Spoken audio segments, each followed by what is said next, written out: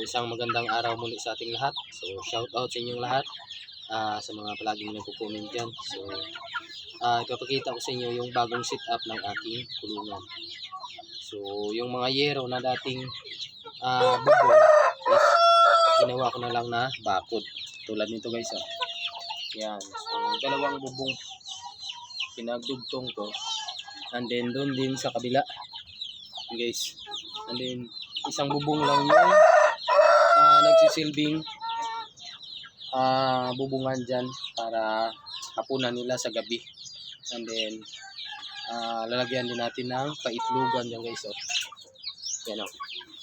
So bali nilagyan ko ng hagdan dito. Yan o. Para makahapon sila dito. And then meron din dito sa ilalim. Yan. So kanina umitlog dito yung ating pulo basilan. Okay, so hindi ko pa naayos to. Lagyan natin dyan ng paitlugan. Pero baka mabasa kasi pag umulan. So hanapan natin yan ng ibang lalagyanan. So yung mga ibang kahoy na katambak dito. So yan na. Yan na yung kabubuan. Yan. So bali lumawak na. Yan. So nilagyan ko ng mga raisal yung lapag.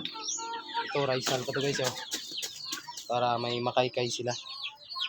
Yan. So dito yung ating brooder banda sa gilid ng ating bahay. Yan is dati na yung setup dyan. So yung tinanggal ko dito is yung dalawang breeding pin. And then pinakawalan ko muna si Red. Hindi naman siya alpas dito.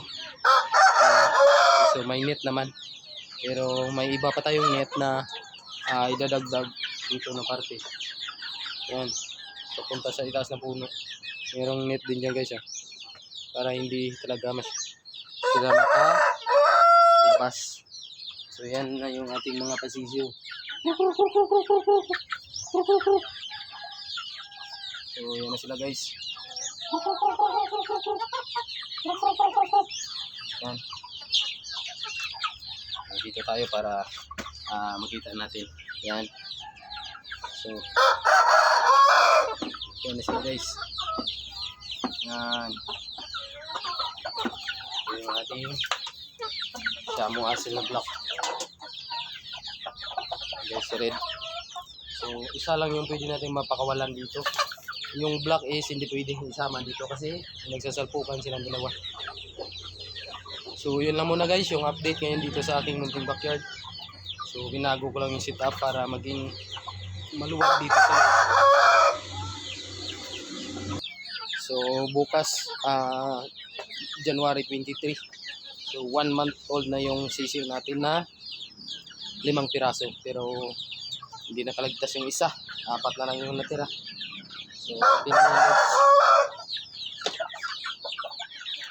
So, ipapakita ko sa inyo yung Shamu Asil natin na dalawang stag. Yan guys, yan siya. Yan.